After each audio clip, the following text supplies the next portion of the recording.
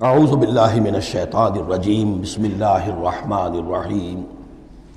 اب جو دوسرا رکوع اور تیسرا رکوع آ رہے ہیں یہ ہے کہ جو سن 8 ہجری میں فتح مکہ سے قبل نازل ہوئے اور اس میں مسلمانوں کو آمادہ کیا جا رہا ہے قریش کے خلاف جنگ کرنے کے لیے۔ اگرچہ جنگ بالفعل نہیں ہوئی لیکن کیا معلوم تھا، ممکن ہے خونریزی ہو جائے، ممکن ہے مکے کی گلیاں جو ہیں وہ خون کی ندیاں جو ہیں اس میں بہنے لگے، سارے اندیشے تھے۔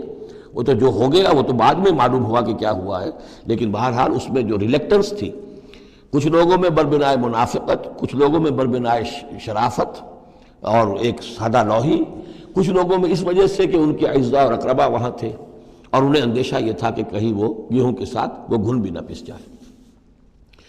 کیف یکون للمشرکین عہد عند اللہ وعند رسولہ، اصل میں یوں ذہن میں رکھیے کہ جو صلح حدیبیہ ہوئی تھی اس کو خود قریش کے حلیف قبیلے نے توڑ دیا، اور اب حضور صلی اللہ علیہ وسلم سے سیرت میں آپ نے پڑھا ہی ہوگا کہ ابو سفیان جو سردار ہیں مکے کے، وہ آئے ہیں چل کر یہ درخواست لے کر کہ حضور اس صلح کی تجدید کر دیجئے۔ حضور نے تجدید نہیں کی، سفارشیں بھی کروائیں انہوں نے جو بھی کروا سکتے تھے، حضرت علی سے کوشش کی، اپنی بیٹی حضرت ام حبیبہ رضی اللہ تعالی عنہ وہ حضور کی زوجہ محترمہ تھی، وہاں گئے، انہوں نے بھی مطلب یہ کہ کوئی حوصلہ نہ دیا، بلکہ وہاں تو واقعی اور ہو گیا کہ وہ گئے اپنی بیٹی کے ہاں، حضور کا بستر بچھا ہوا تھا، بیٹھنے لگے تو ام حبیبہ رضی اللہ تعالی عنہ نے فرمایا کہ ابا جان ذرا ٹھہریے، وہ چھٹک کر کھڑے رہ گئے تو بستر طے کر دیا، اب بیٹھ جائیے۔ اب یہ سردار قریش، انہوں نے کہا کہ یہ بستر میرے لائق نہیں تھا یا میں اس بستر کے لائق نہیں تھا۔ حضرت ام حبیبہ فرماتی ابا جان آپ اس بستر کے لائق نہیں ہیں، یہ نبی کا بستر ہے اور آپ ناپاک ہیں، آپ مشرک ہیں، تو اب کیا کہیں، ان سے سفارش کرو میری۔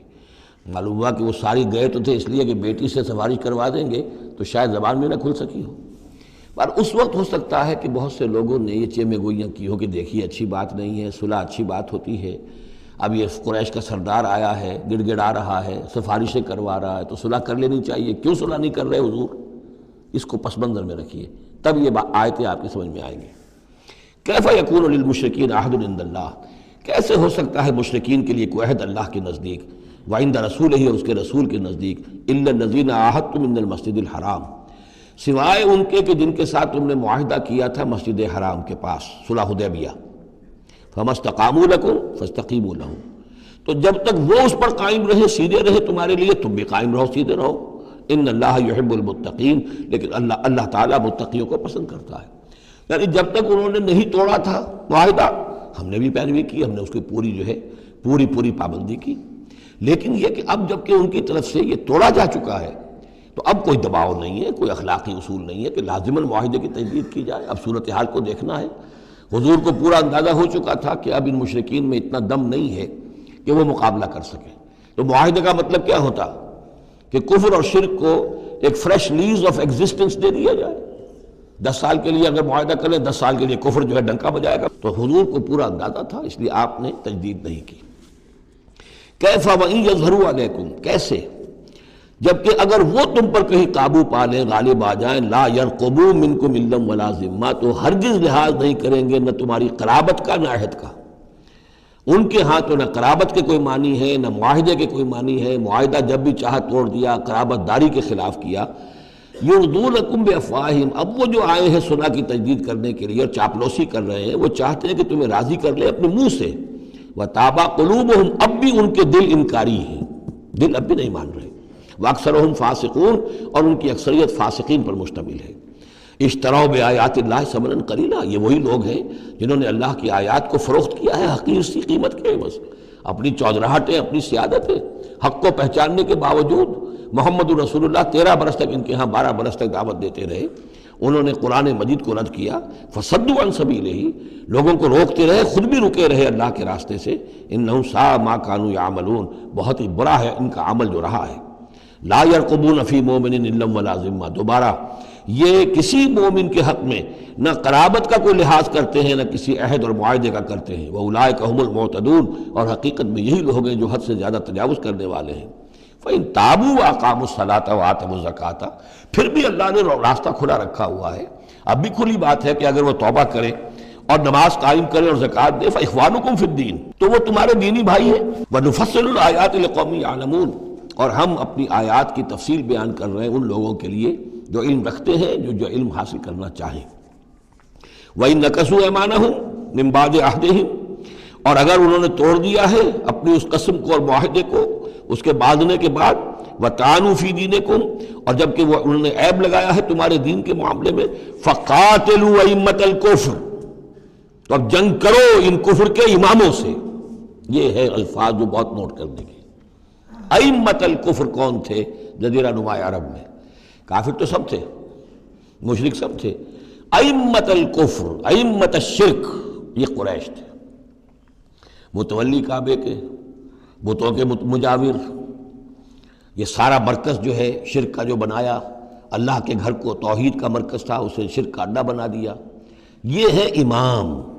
جب تک ان کو شکست نہ دی جائے تو ظاہر بات ہے کہ جزیرہ نما عرب پر دین کے غلبے کا تصور نہیں ہے۔ چاہے وہاں کوئی فارمل حکومت نہیں تھی، کوئی سلطنت نہیں تھی، کوئی ریاست نہیں تھی، کوئی جو ہے فارمل دارالخلافہ نہیں تھا، لیکن معنوی اعتبار سے یہ ام القریٰ، یہ مرکزی بستی ہے، یہ ہے اس پورے جزیرہ نما عرب کا صدر مقام ایک اعتبار سے۔ اور یہاں کے جو لوگ ہیں ائمۃ الکفر، ان کے ساتھ جنگ کرو۔ فقاتلوا ائمۃ الکفر، تو قتال کرو ان کفر کے اماموں سے۔ انہم لا ایمان لہم، ان کی کسی قسم کا کوئی پاس نہیں، ان کی کوئی قسمیں نہیں ہیں، کوئی اعتبار نہیں۔ لعلہم ینتہون، شاید کہ وہ باز آ جائیں، یعنی سختی سے شاید باز آ جائیں۔ اے مسلمانوں، نرمی کے ساتھ وہ باز آنے والے نہیں ہیں۔ الا تقاتلون قوما نکثوا ایمانہم، کیا ہو گیا تمہیں؟ تم جنگ نہیں کرنا چاہتے ایسی قوم سے جنہوں نے اپنے عہد کو توڑا؟ معاہدہ انہوں نے توڑا ہے، مسلمانوں نے تو نہیں توڑا، نہ مسلمانوں کے حلیف قبیلے نے توڑا، انہوں نے وعدہ جو کیا تھا اس کو توڑا ہے۔ تو کیا ہو گیا تمہیں؟ شرافت کی وجہ سے یا بزدلی کی وجہ سے یا منافقت کی وجہ سے یا اور کسی سبب سے تم ان سے جنگ نہیں کرنا چاہتے؟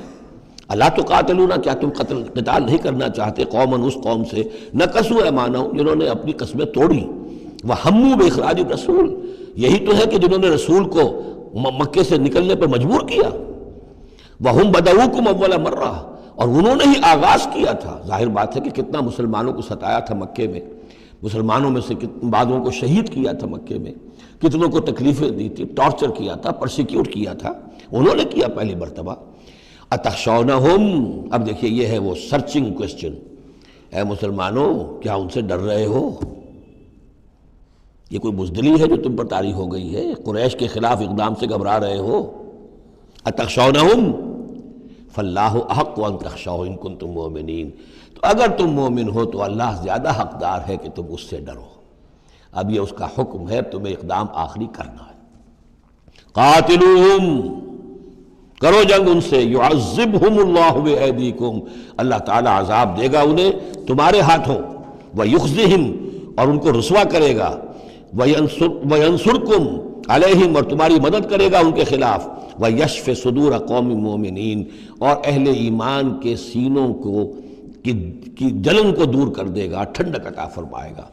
یعنی اب بھی مکے میں ایسے لوگ تھے کہ جن پر ٹارچر ہو رہا تھا، وہ جو ضعیف تھے، جو نہیں کر سکتے تھے، سفر نہیں کر سکتے تھے، یا خواتین تھیں، تو ان کے اوپر جو بھی ظلم ہو رہے تھے، تو جب ان لوگوں کی اب درگت بنے گی تو ان کے بھی دلوں کو کچھ ٹھنڈک ملے گی، اور ان کو بھی کچھ نہ کچھ ان کے احساسات جو ہیں اس کے اندر کچھ سکون ہوگا۔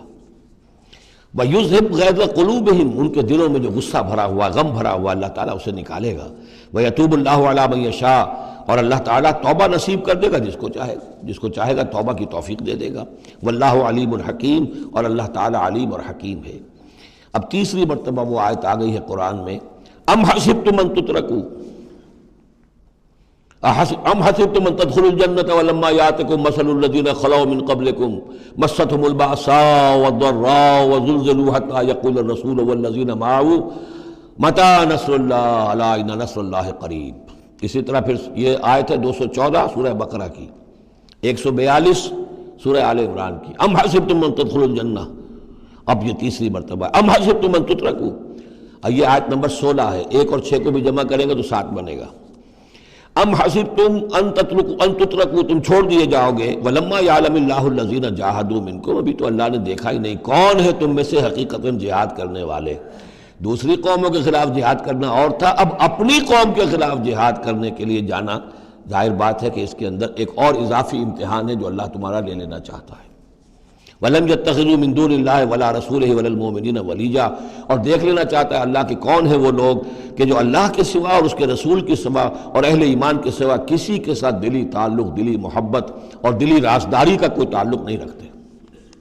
یہ رشتے جب تک کٹیں گے نہیں ایمان کی تلوار سے، اس وقت تک تمہارا خلوص جو ہے اللہ کے ساتھ اور دین کے ساتھ وہ کیسے ثابت ہوگا؟ واللہ خبیر بما تعملون، اور جو کچھ تم کر رہے ہو اللہ اس سے باخبر ہے۔